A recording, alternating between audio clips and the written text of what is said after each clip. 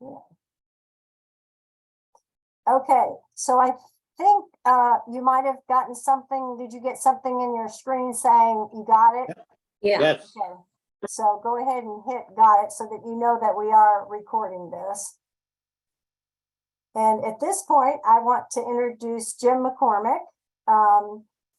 He's the guy who loves gadgets, all right? He has been a member of CKCS since the early 90s, and he's served as treasurer and president several times. In fact, he holds the record for having the shortest board meeting. It reminds me that every time, you can't get shorter than what I've done. So he's our current treasurer.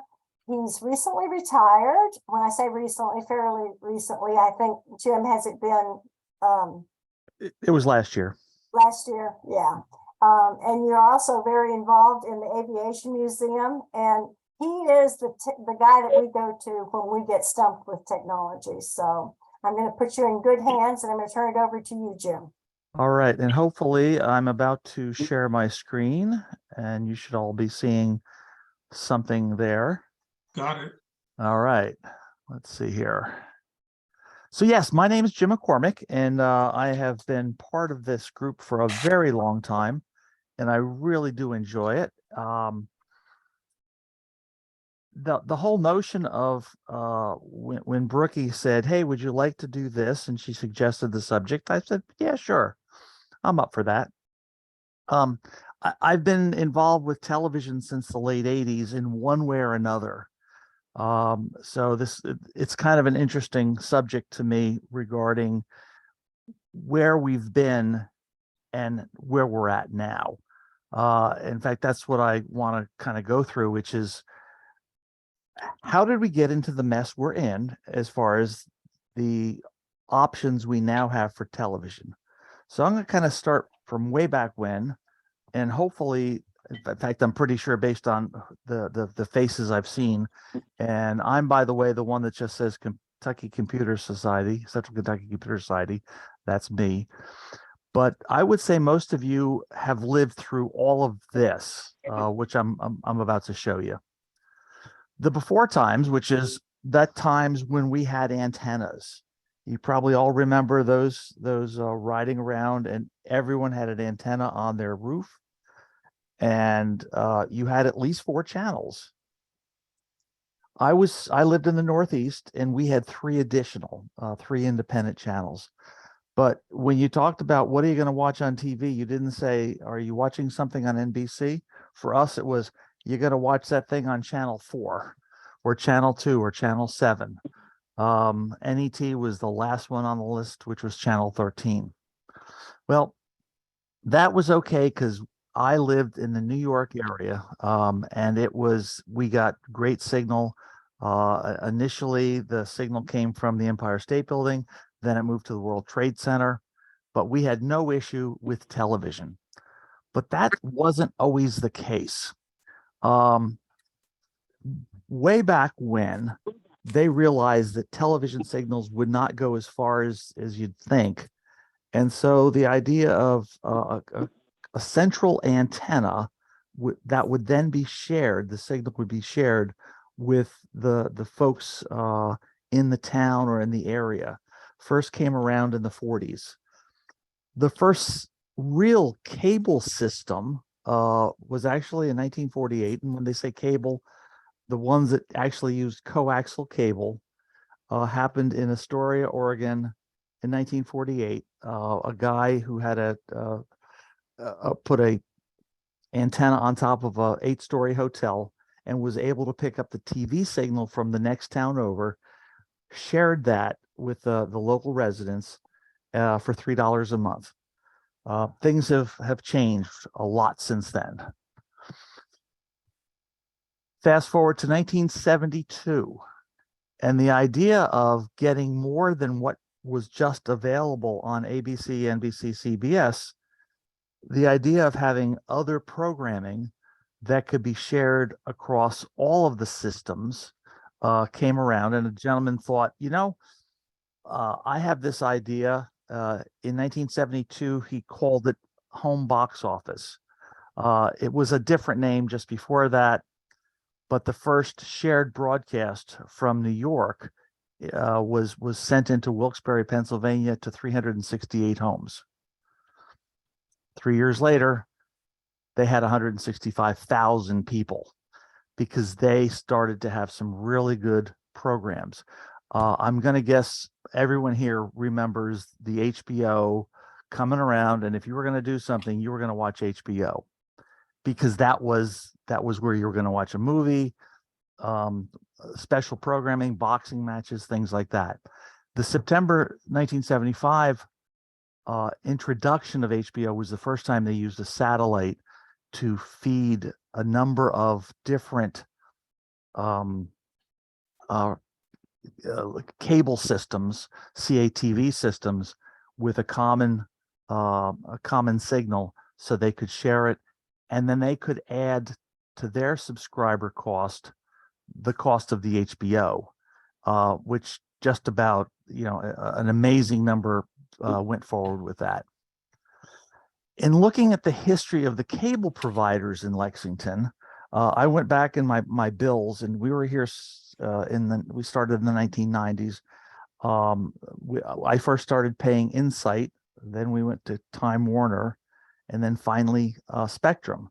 So I've been a cable user for years. But I will say, prior to coming to Kentucky in the 1990s, I was married to a young lady named Alice, and she worked for the cable company in New Jersey. So we were fortunate to be not a subscriber, but she was an employee. So we got all the cable channels for free, including all the premiums. And that was pretty cool. But that wasn't enough for me. I decided I wanted to see more than what store cable was offering, and I got one of these. This is a 10-inch C-band dish, and back in 1983 or so, HBO started broadcasting on a satellite, Galaxy 1 channel 23, and if you had an antenna, you could watch HBO without a subscription. Now, it really didn't bother me because I was getting it from store anyway, but it was just the whole notion that you could watch that channel as well as a bunch of other channels that were being broadcast to the cable companies for free. Now, that lasted for a couple of years until they decided to start encrypting the signals on the satellite. But it was good while it lasted, including you could watch the different news anchors preparing before the signal was taken live for the nightly news.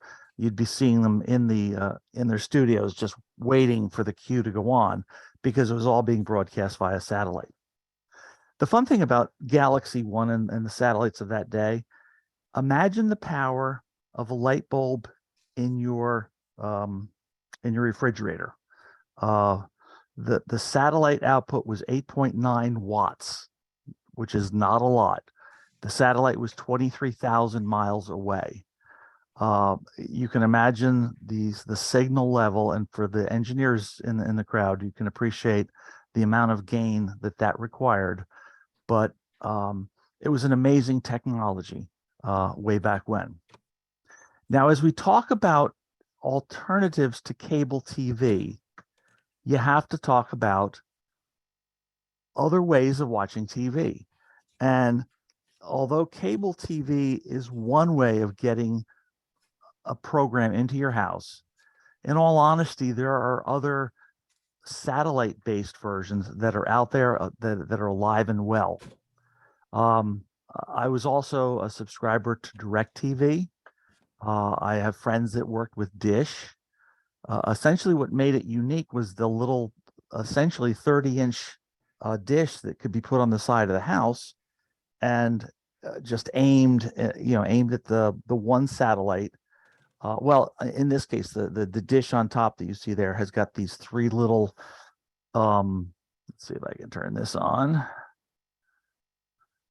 Has the three different receivers.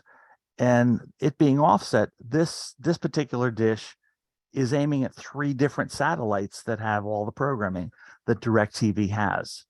And to this day, that's how that works. They have not just one satellite, but a number of different satellites that they're looking at. And then you as a subscriber can choose the channels.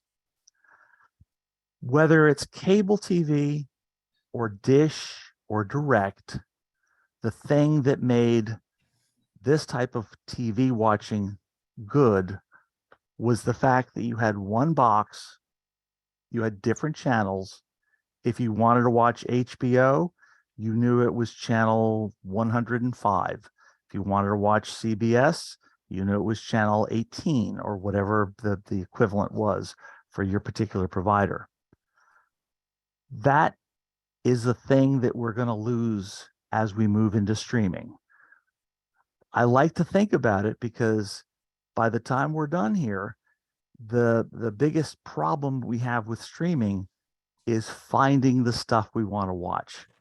Back in the old days, and they're still available, the old days are still here, there is advantages to having cable and or a satellite provider because all of your content is coming through a box that you can just select the channel and you will know if I want to watch a particular network, I know how to get to it. There's probably a guide.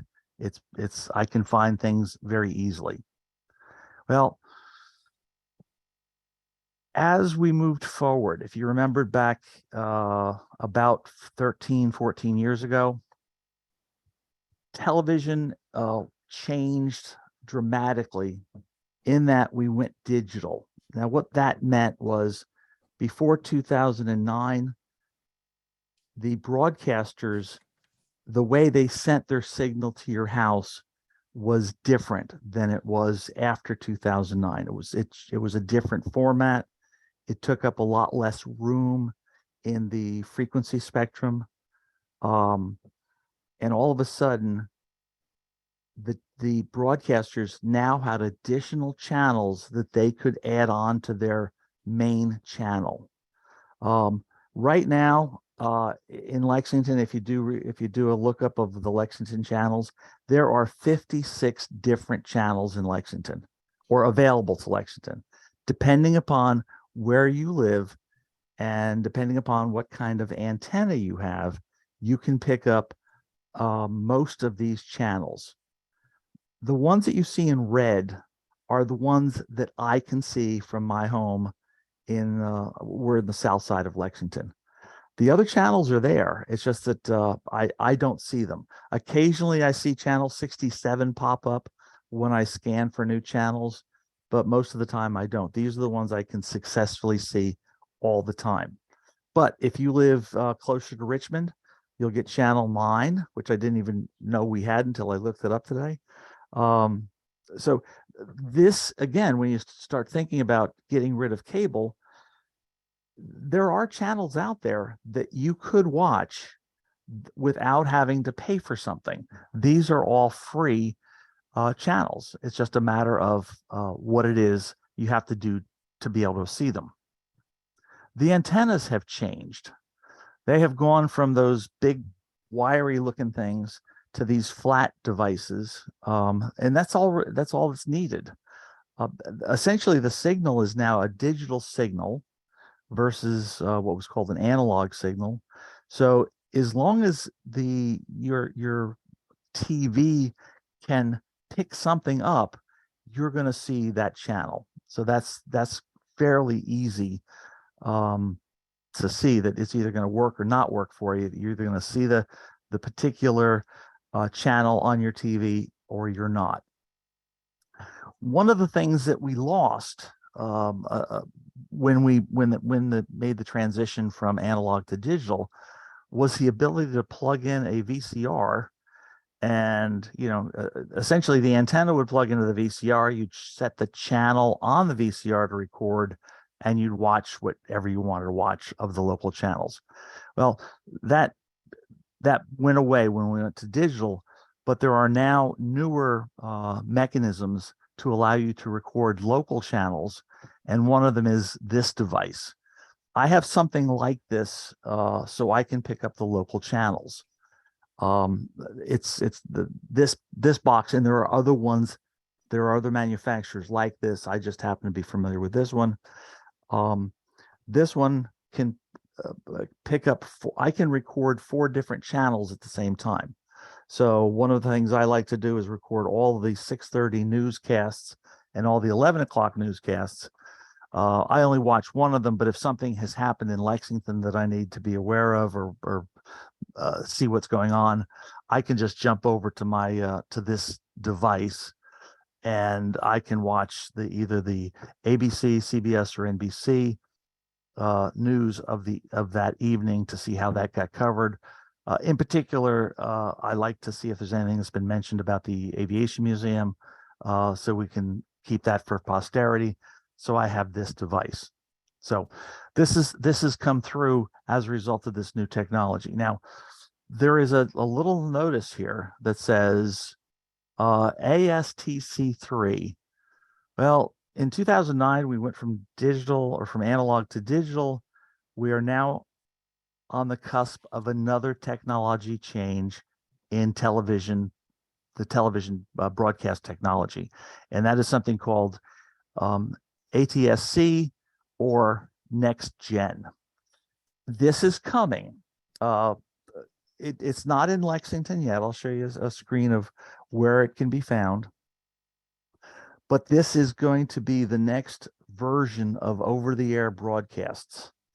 It's going to enhance the signal that you get, and it's going to have things like a 4K resolution, Dolby sound, a bunch of other features that you normally don't see with over-the-air TV, but it is coming. Let's see if this works. There we go. Let me turn this off. This is the stations that are currently broadcasting in this next gen TV. In Kentucky, the only channel is in Louisville, Cincinnati, and believe it or not, Charleston. Lexington is not there yet, but at some point, Lexington is coming. And what that means is your TV may or may not pick this new enhanced version of a TV signal up. It's like when we move from the analog to the digital, and your old TV would not be able to work and pick up the new channels. There was a little add-on box you could get if you didn't have a newer TV that would pick up the new channels. Same thing is going to happen when ASTC comes around. At some point, you may have a TV that doesn't work with the new broadcast standards, that you may need to get a dongle or something to plug in. But any TV, from what I understand, any TV made past 2020 will have the capability of getting these new signals. So let's, we got to talk about, get out of that and see if I can move forward.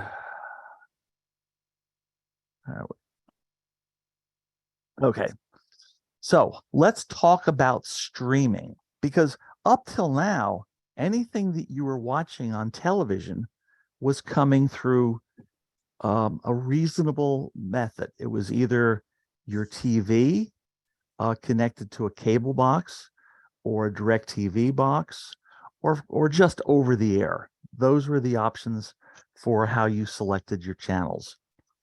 Well, they realized that they could broadcast their television signals on the internet, and it opened up a whole new world of customers. And it went from, you had to have a mechanism, either cable or whatever, in order to allow you to receive these signals. It now is coming through the cloud, and the cloud is just a word for the internet. But that could then be distributed in your house to these various devices. If you're in this area, if you're in the Bluegrass area and you want to get internet, these are there are others, but we'll just talk about these. Spectrum will deliver internet via a coaxial cable into your house. Windstream will come through via DSL signal, an internet signal on top of your phone line. Metronet has a fiber connection that will come right into your house. T-Mobile and other phone systems, phone providers, cell phone providers, you can put a hotspot that gets the say the 5G signal that will allow you to see the internet. And of course, HughesNet, which is a dedicated satellite receiver, much like that DirecTV dish, is about the same size, that will allow you to see the internet. Now, once you can see the internet, you can now take advantage of the streaming resources that are available. Now, once the internet signal has made it into your house, you have to have a way of using it. The newer televisions all have an operating system that will allow you to have all of the different service providers as part of the television. That is to say, you don't need another device. You can just plug in the TV, it sees the internet, and it understands that it has apps built into the TV that let you see the Netflix or the Disney or the Apple TV.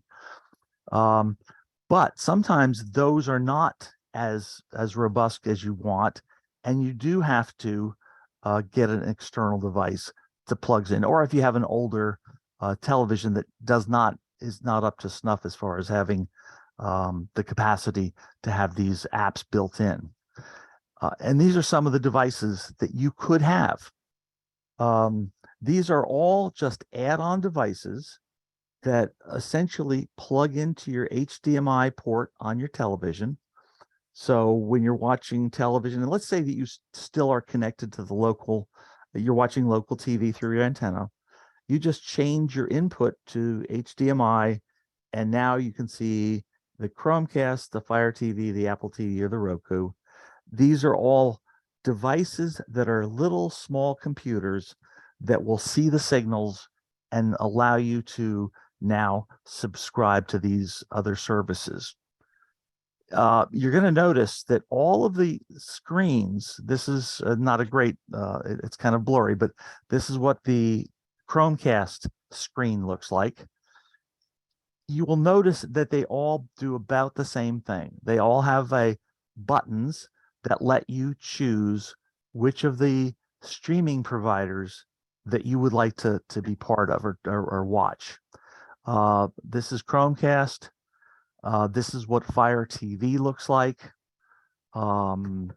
This is Apple TV. Apple TV has got this folder here. You essentially get to where you want to go. You click this folder now opens up, and you can select the different providers from that listing. And this is Roku. So what you've got now is this plethora of apps for you to be able to watch TV.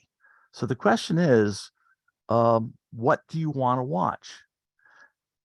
Having the internet connection, having a smart TV, or having one of these devices that plug into your TV only gives you access. Right now, there's nothing that you're watching, but it's there. If we go back to the smart TV, most of them have an ancillary channel guide that will allow you to look at the channels, the TV channels that they want to show you.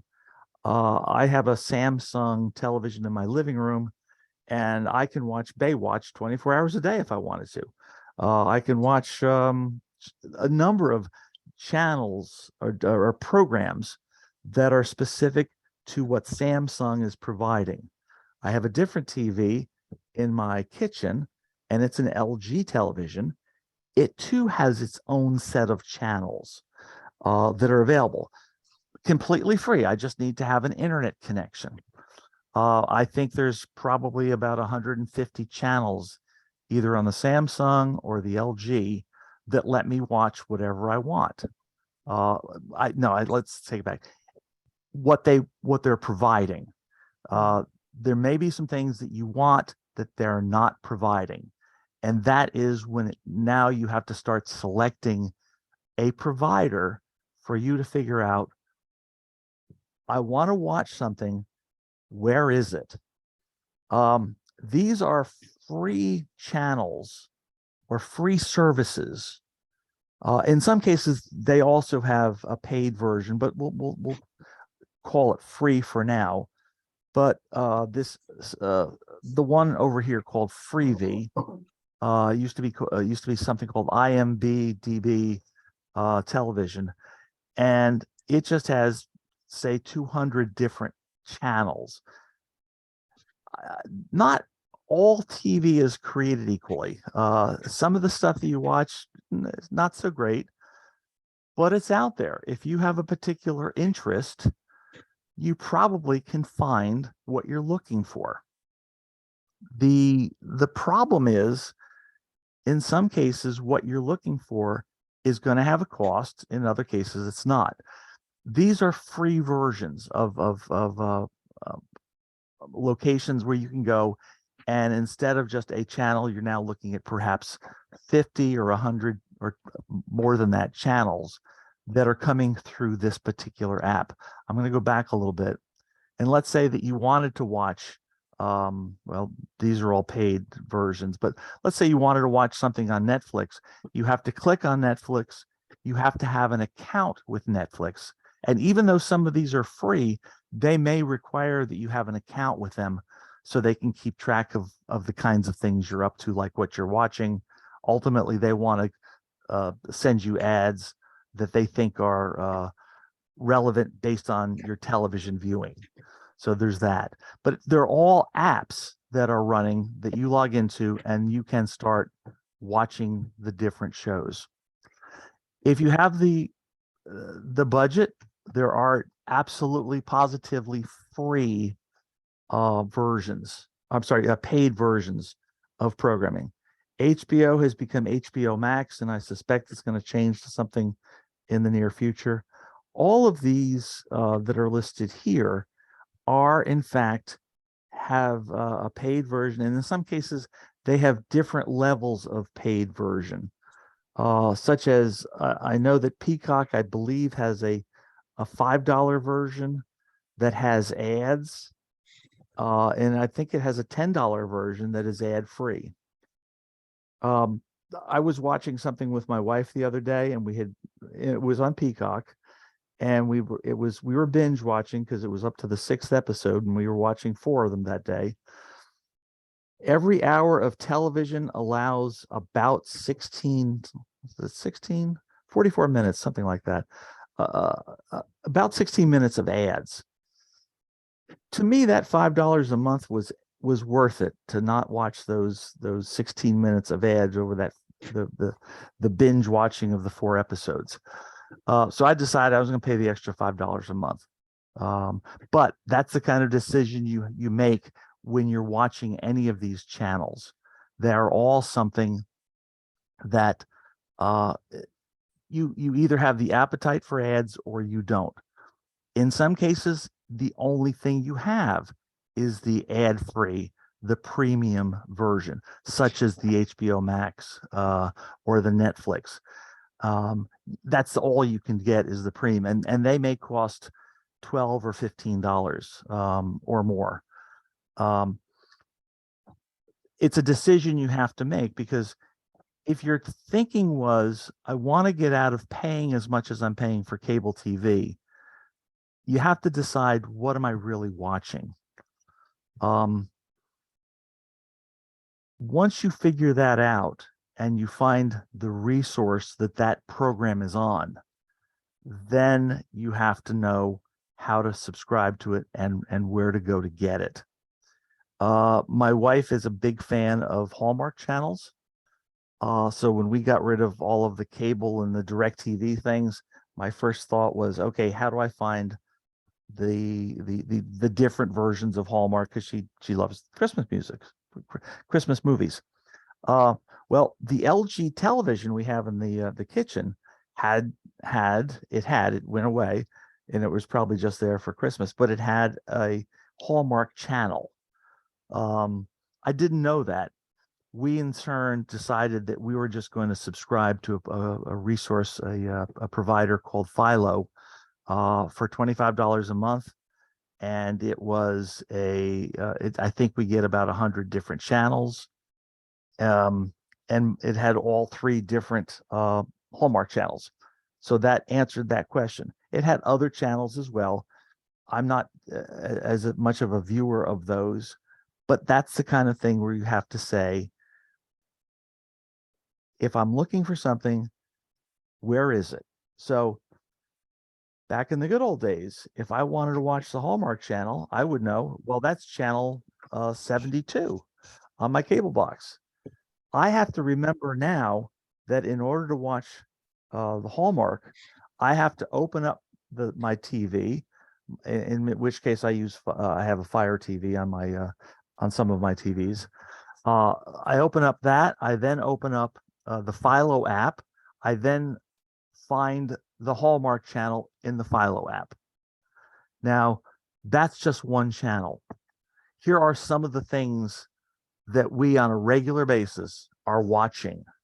If you've not seen Poker Face, it's a really fun TV show. That's the thing we binge watched the other day.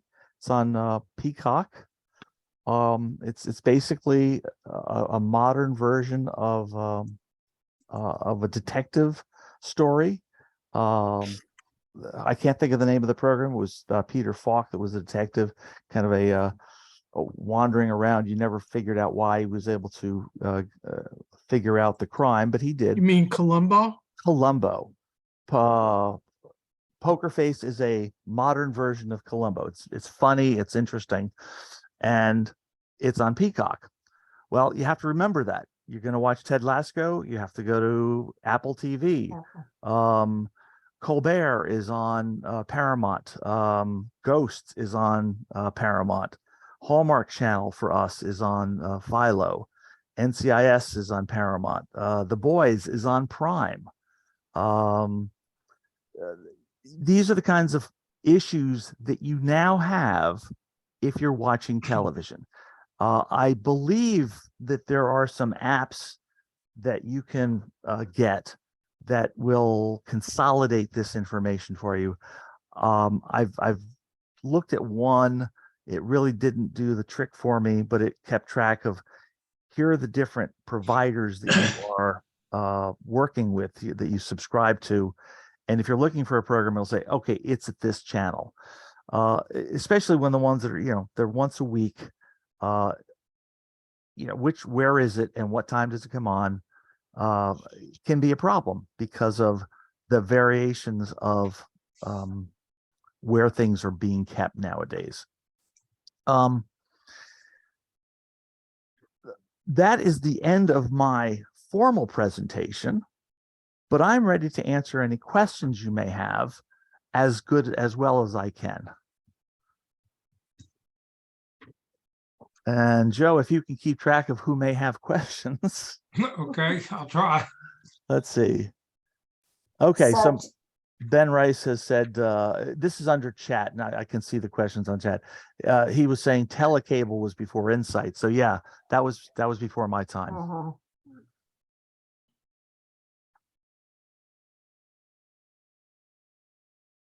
Okay, so if you have a question, go ahead and be sure you unmute because everybody's muted. Yes.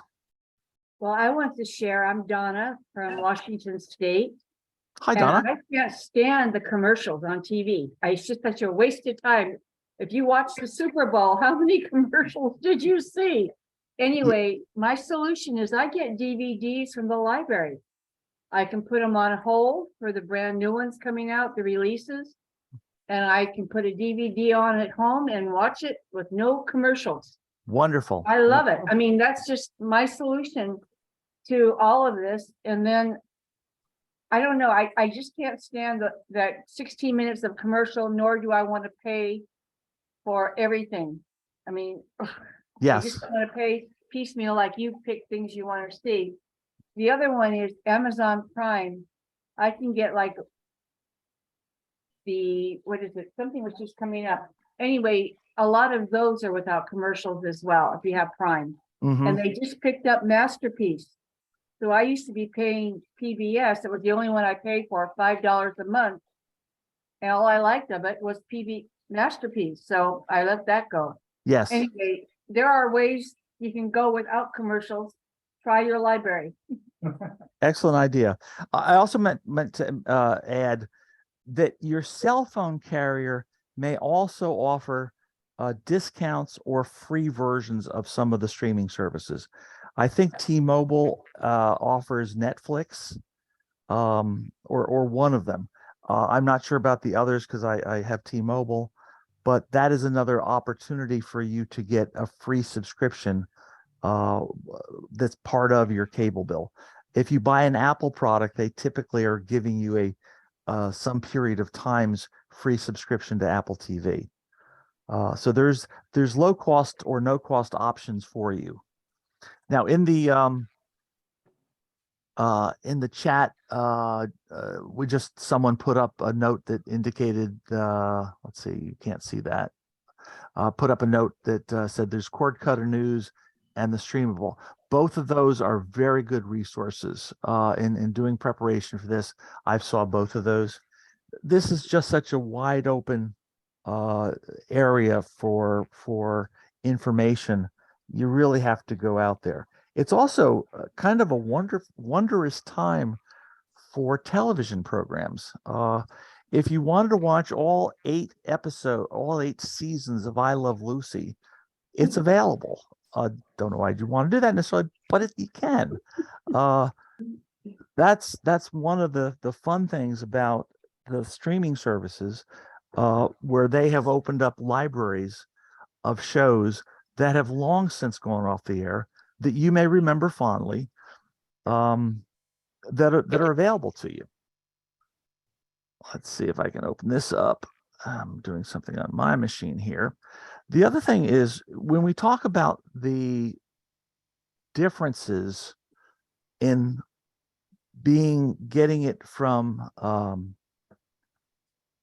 the providers versus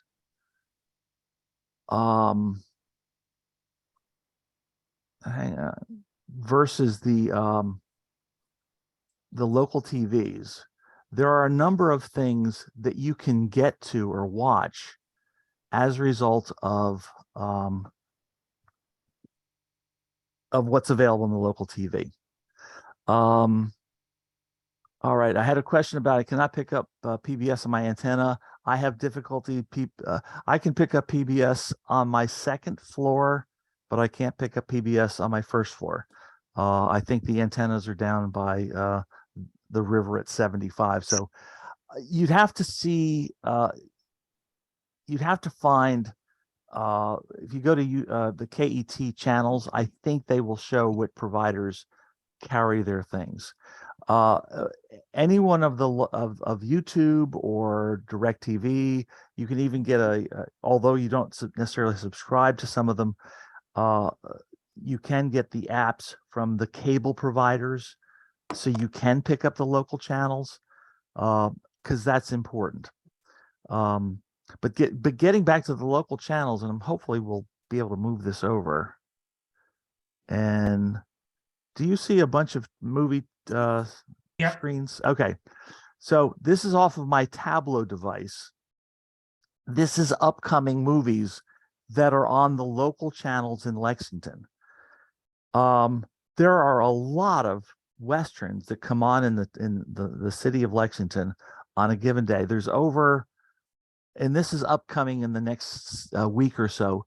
These are all movies that if I had the notion that I wanted to see, like if I wanted to see Chain Reaction, I could just click on it and then say record, and I will have this movie available to me on my Tableau device. So don't discount the what's available on the local channels. And like I said, the Tableau device that I have allows me to see my local channels off of the antenna, even though I'm working with the other apps that let me watch the other kinds of shows. So this is again, this is right now. I'm recording will be recording America's Got Talent in about 7 minutes. But these are all the other channels that that are in Lexington that, because of the Tableau device, I can record. And again, Tableau is one brand. There are other brands that that go. All right, Wayback Machine with movies, no commercial. Good idea. Would you put up with the screen with agenda items? Sure.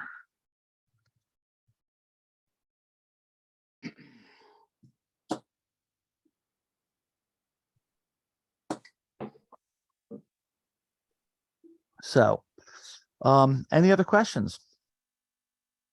I'm sorry I was late to join. I live in Versailles. Does this apply to, I'm in Spectrum? Yes. Again, if your goal is to change your source of the television shows, this applies. Again, the downside of heading down the streaming route is it's kind of the Wild West as far as where things are and how you have to get to them. My lovely wife says she keeps me around because I know how to program the television.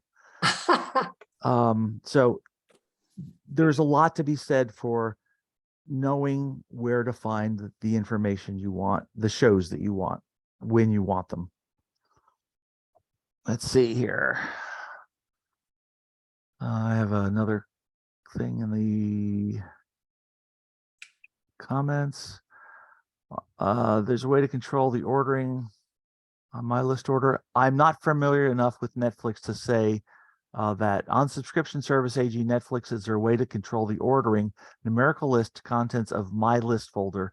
Netflix reorders and changes without me wanting it. Yeah, I understand that. I am not familiar enough with their app approaches to things to say how they can do that and how you can change it. Is there a way to watch international TV besides the BBC? Yeah. BBC is the British Broadcasting. You can actually, it takes some tricking, but you can actually log into their providers, like Channel 4, I believe, is a provider in Europe, in Britain, but it requires that you use a VPN so that you do not look like you are in that particular country. Let's see, I'm going to close something here and see if I can get to this. And there's something that I started looking at, and I'm going to open this up and I'm going to bring it over to my page. And this is the viewer for a TV stream that's in Australia. Now, if I try to watch it, and that's me, if I try to watch it, I'm going to look like I am from Lexington, Kentucky, and it's going to show an error. If I was to turn on my VPN right now and tell it that I want a server from Australia, and then I was to log in again, it would think I was in Australia and I could watch the show. So that same thing would work for the Channel 4 or the BBC app in England. You just have to look like you are in that country. And that's something else. If you travel abroad and you bring your laptop with you and you want to watch the channels you're used to watching, you would have the VPN connected on your local laptop, but it would connect to a server in the US, Netflix, Paramount. They would all think, oh, this is a guy from Atlanta or Miami that's watching this. No problem. We'll show him the content. Let's see. We have used YouTube for several years. That is good search, and Roku and lemon recording is less expensive than cable. Absolutely. Again, your goal is what is it you're watching? I used to sell computers, and I would when someone would say, what should I get? The thing we would always say is, well, what are you trying to do? If you're gaming, you're going to get a different computer than if you're just surfing the web. It's a completely different environment. So you make your choices based on what entertains you.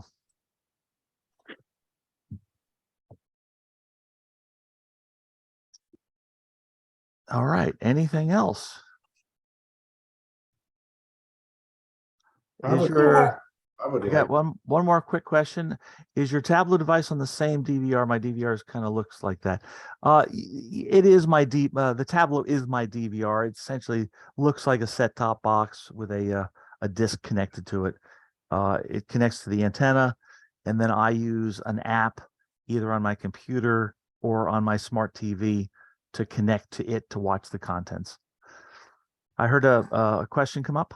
Jim, this is Jerry Heaton. I'd like to mention something that I've been doing. Sure. Some time ago, I've tried, I had DirecTV at one time at home and got rid of that because it was just more expense than I wanted to worry with. And I've since worked with YouTube TV. Now, YouTube is one program. YouTube TV is a second one. YouTube itself is where everyone just loads something, probably a 1,000 items on YouTube every day by the public. And you can wander through there if you want to. But YouTube TV is a commercial streaming service. It offers about 150 channels, including someone asked about ESPN and MSNBC and some other stuff. I think I saw that a minute ago. It includes just about everything. You are able, even though it has 150 channels, I don't like to zoom all the way down to the last channel to get something I want. So I only watch maybe 10 or 15 channels of the 150. Mm-hmm. And so you're able to rearrange those so that they're very top of the list, the ones that you watch. And you can adjust that anytime you want to. Okay. The thing that the unfortunate thing is that if you get the whole package, you're paying about $70, $75 a month. But that's not all bad because, for example, you can share that with 5 people anywhere. Even though they're not family, they're called family members. And for example, in my building here, I'm in a condo. I share it with 3 people, and each of them pay me $20. So that's $60. So I really got a bargain because I'm paying about 70 something for for what I'm getting, and they're getting service off of me. They don't have to be in my building. My son and daughter have YouTube TV as well, and they have one of their children live in Virginia, and the other one lives in Lexington, and they live in Paris. So they're able to share that. The beauty of the YouTube TV, once you pick an item you want, for example, I like UK basketball. So I go and find a UK basketball game and I say, record this game. And at that point, until I turn it off, it records every UK game, regardless what channel it is on. And it keeps it there for about 5 or 6 months before it goes off. Not that I'd ever go back and look at one of them again, but everything you record, if you like a particular show, it records every one of those shows. For example, they had a SEC basketball series, and I asked for one of them, and it recorded the second one, which was more recent. So it's had version 1 and 2. And the beauty of this, you can use. I have to use Roku, of course, I have to have a service to get to it. But I use Roku, or you can use YouTube TV. You can use Apple TV as well. I just happen to like Roku's better. I bought an Apple system one time and it's sitting in the drawer over here, empty. But the other one's so much easier to use, and that's why I'm using it. But you can skip every commercial. Yes, you have to say, oh, this is a commercial, I'm going to zoom ahead. But you can zoom right ahead and skip a commercial if you've recorded it. Mm-hmm. Got recorded, of course. And Yep. so I record just about every single thing I watch. And I don't ever start watching something until it's already got a good head start on me. There you go. Because I want to be able to zoom ahead, and you can't zoom ahead when you're caught up with them. I hear you. Well, thank you, Jerry. So that's all I wanted to say. Yeah. Again, there are. Let's just clarify. His device for getting to the information is his Roku, but he's subscribing to YouTube to get his channels. So there's two parts to the streaming. Well, there's actually three. You have to have an internet signal, and then a device to interpret the internet and turn it into TV, and then your program. Let me cover two more quick things. One of the options, if you're paying too much for a particular service, is they will, or they sometimes will negotiate. If you call up and say, you're charging too much, I'm really thinking about canceling. If you say it the right way, nicely, and you say, well, it's going to be too much, I think I'm going to cancel. At some point, they will hopefully bring you to something called the retention department, who may offer you a deal that will lower your price a little bit. Sometimes there are offers like first time customers get a price of X, but you've been a customer for years, you're already at Y or Z. But if you come back and say, if you could give me that price, I will stay. They may give you that price, so you can stay with your current device. It's worth the 5-minute phone call, maybe 10 minutes, to at least talk with them, and see if you can get a lower price. The other thing is, you've probably you may have all seen the news that Netflix is going to kind of crack down on password sharing. The mechanism I understand they're going to use is they will identify an IP address of the primary user, and if they see an IP address, then IP address is a way of the internet identifying your particular location, your PC at your house. When you connect to the internet, you broadcast, you report that IP address to the various programs and services that you're connected to. So if Netflix sees your login on more than one IP, they're going to think that you may have shared your password. They understand that you may move around, and as long as you bring the device to that you're using into your location, so it has the IP, and this is probably through a cookie or something like that, that has your IP, you can then go on the road and use your phone and watch Netflix, even though it has a different IP address. And I think the refresh point is 30 days. Now, that's what I have heard, but I don't want to say absolutely positively that's the mechanism they're going to use. But there is the ability to kind of work through the system if you know how that works.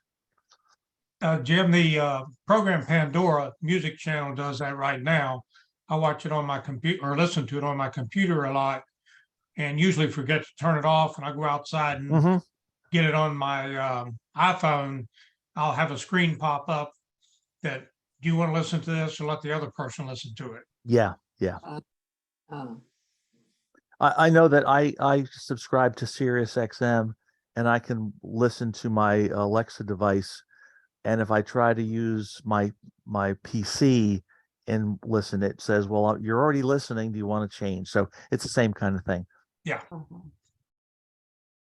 Any other questions?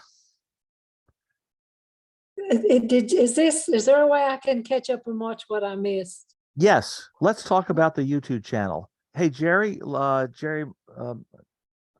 sorry, Larry Mitchum, are you out there? Yeah, Larry was here. Larry, are you still here? Huh. Jerry's here. No, Oh, I meant Larry. Larry L- Mitchum. Larry, talk about the new YouTube channel that we have, because this is going to be posted on it, we hope.